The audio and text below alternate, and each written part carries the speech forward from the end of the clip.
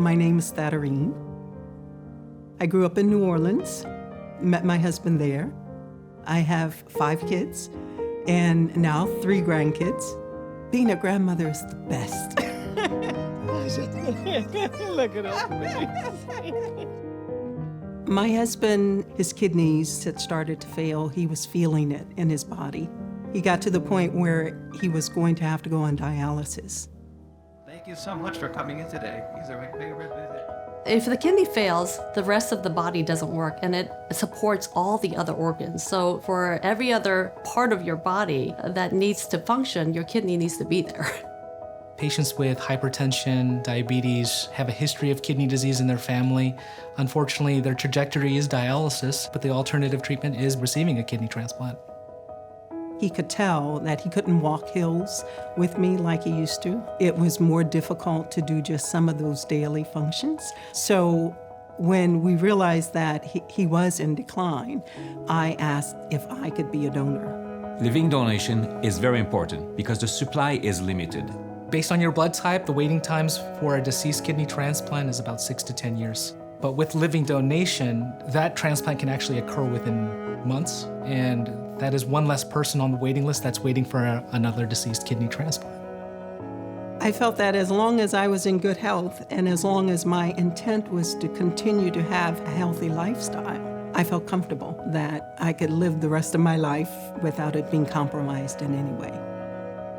Living donors live a full life. This has been well studied. We do everything we can to make sure that you have enough kidney reserve that you can donate. That's part of the reason why the living donation process is so thorough and measured. They are trying to make sure that you are sure that this is something that you want to do. And all through that process, they were paying attention to what my blood work looked like, what my health stats were looking like, to make sure that they didn't compromise my health and my future health. Let me first do your physical examination, and then we'll look at your labs, and we'll talk about how this is going to happen and the answers. The concern I see the most voiced by potential donors is actually not about the surgery. It's about the fear of not being a match. And now, because of what we call the chain donation, this problem has been resolved. Paired donation is when an incompatible pair, a potential donor and a recipient, are not compatible. They can be entered into this kidney paired donation where they can potentially receive a living donor from another pair that is incompatible with one another, and a kidney swap can occur.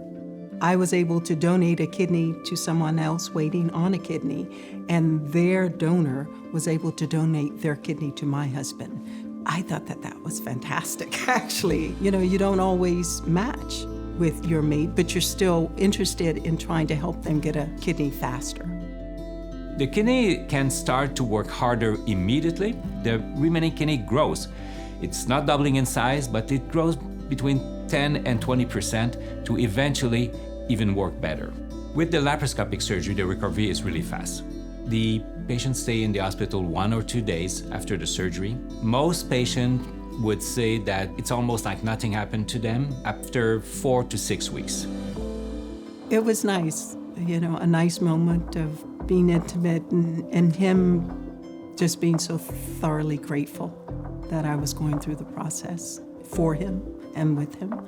I remember just feeling relieved that he was going to get his kidney. The surgery was definitely minimally invasive. I went home the 3rd day and my husband came home the next day. I would say I was back to normal probably within 6 weeks. Thaderine is one of those kidney donors who has thrived and more or less not noticed that she only has 1 kidney. So her 1 kidney grew a little bit bigger, worked a little bit harder, and is doing more than enough job for only having 1 kidney. Her husband, his last kidney numbers were better than I've ever seen them. My experience with Stanford Hospital, I can't praise them enough. Everyone gave us the attention we needed, the reassurance we needed, and the comfort in knowing that we were going to be well taken care of. Thaderine, good to see you again. Hi, Dr. Ahern. It's good to see you too. When I looked at my blood work, it looks like things are holding, and I had my graduation checkup a couple of weeks ago, and my numbers are getting even better. I am biking again. If you're interested in becoming a donor, you can go to our Stanford Healthcare kidney transplant website and find more information. We also have our living donor number on there as well that you can call and ask any questions that you have. It's one of my greatest accomplishments, I think, is helping out not only my husband, but another person continue with a healthy life. You can save a life. Learn more about living organ donation at stanfordhealthcare.org/livingdonor.